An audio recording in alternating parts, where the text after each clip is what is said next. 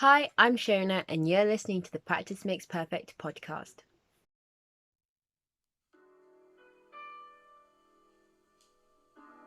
Welcome, everybody. Today we're going to be talking to Eugenie Dalgleish, who's a violinist. So, to start off, tell us a bit about yourself. I'm Eugenie. I play the violin, studying at King's. I'm studying academic music history, philosophy of music, all interesting things. I really like it. For like 4 years before, I was planning to go to RCM, but then I decided actually I'm really enjoying the academic side of music. And I do a lot of performing anyway, so I thought I might as well try an academic degree. I've been playing violin for 12 years now, a long time, more than half of my life, like a hobby as well as a career kind of thing. I do lots of duets with my sister. We do busking together for National Emergencies Trust coronavirus appeal, which we've nearly been doing it for a year now, every day. It's been fun. Other than that, during this whole year almost, I've done no other chamber music. So at least have one other person to do something with. How did you get into the online busking? Well, we started it on the day lockdown was announced, and we were thinking we want to do something like raising money. This is obviously awful how the coronavirus has impacted so many people in different ways negatively. So we wanted to try and raise money for people who've been impacted by it. My mum found the National Emergencies Trust website because they raise money for lots of different organizations, which was really nice. So we thought, okay, let's try and raise money for them. It's a good, I always ask her, can we do duets? Can we do duets? So then it's good to have an extra thing to do it for. We just give the link to the National Emergency Trust website where you can donate for their coronavirus appeal. And then we just do a new video every day. It's so hard to find new pieces. We've done literally all of the violin duets there are. We have to find cello duets, flute duets. Sometimes I have to play the bass if we're doing a piano piece or a viola part. I can't read out of them very well. How did you get into music? You've been playing 12 years.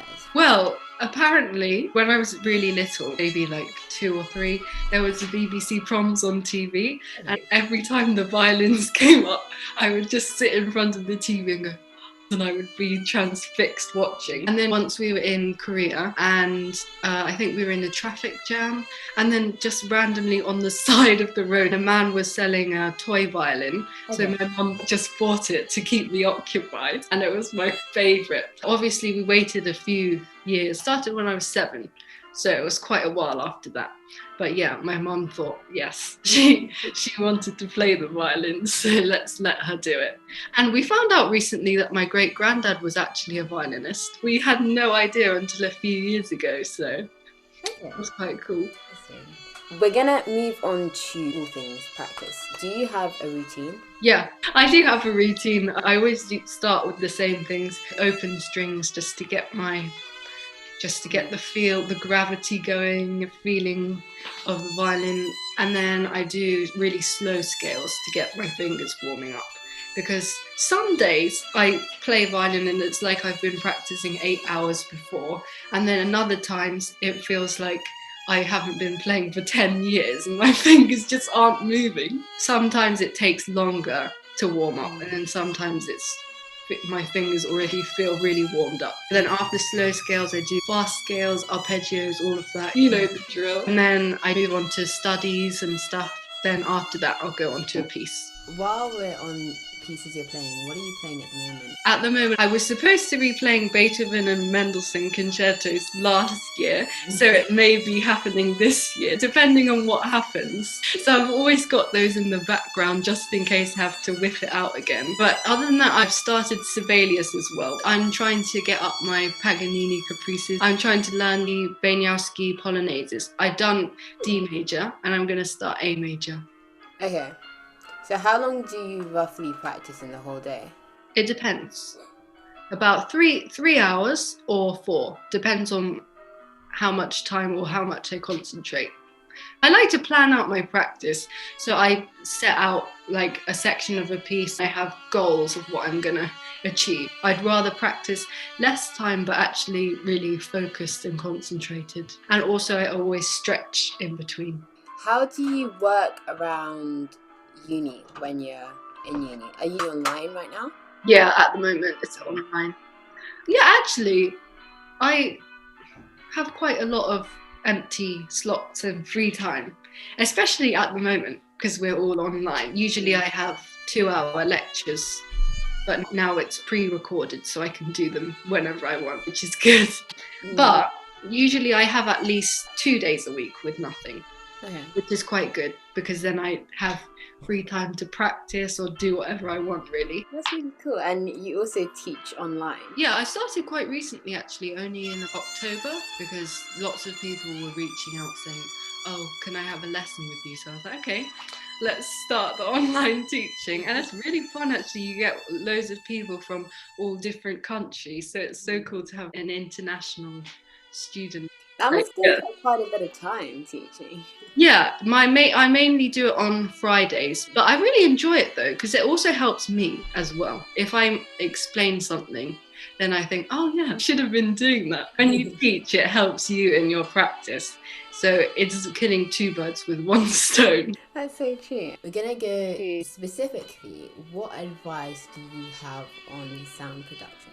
My main thing is using the pinky finger and ring finger, having good contact with those. It balances out the bow instead of focusing on the index finger and pressing hard, because that causes loads of pressure and also it can make the bow really bouncy. So it's easier to project without pressing. It's better to use gravity and flat hair depending on which string, like the G string. Better to use a flat bow hair and near the bridge. Okay. That's the one. Well, while we're on tips, yeah, you have an Instagram page. You post daily tips for violin players. When did you start that? I started posting every day violin videos around when lockdown started last year in March. I started with just doing practice video, 100 days of practice that Hilary Hahn started for a progress thing. And then lots of people started asking me for tips for certain passages that they were struggling with or techniques. So then I decided, okay, we'll change it up. I'll just start posting tips instead. It's helpful for me as well to know what to post, because people ask me, they just give me a new passage, or can you do this stroke? Yeah, like ricochet or something. Going back, you said that your followers will send you in pieces that you should do tips for. So how did you work on gaining those followers and increasing exposure? I think the main thing is posting every day, because then more people see, because it's consistent, and using hashtags. It has to be like a mixture of really popular ones and then maybe more niche ones. So if you choose lesser used ones but also the big ones, those are the 2 things. Apparently that works. It seemed to be working. And also it's nice when you reply to comments, and it's really nice to build your own community. Always interacting with other people is good as well. Do you have any projects coming up? I know you mentioned that you have the Beethoven and Mendelssohn in like the pipeline, but except for that. Not at the moment, really, actually. But yeah, the main thing is just mine and my sister's busking stuff. So if anybody wants to donate to National Emergencies Trust, please do. You can find our busking on our Instagram. It's 2 Violin Sisters. So any final pieces of advice for fellow musicians on practice schedules or routines, or just being in this lockdown? Yeah, I'd say, I know that lots of people feel a bit drained or unmotivated, because especially we keep getting launched into new lockdowns and everything. A lot of people have been saying that they don't feel any purpose, or why do they have to practice because there aren't going to be any concerts. So I think it's a good opportunity to remember why you love playing the violin, and or whatever instrument, not just violin, but why you love to play music, and just practice for you, because we're always trying to practice for something like a concert, but maybe we can use this opportunity to practice for ourselves and just pick a piece that you've always wanted to play and just find something that will make you enjoy it and love it, instead of worrying about, oh, I'm not improving, or oh, I can't be bothered. So yeah, that's what I'd say. Just enjoy it more. Okay, that's really good advice. Yeah. Thanks. That's pretty much it. Thank you very much for coming. You're welcome. Thanks for asking me. See you soon.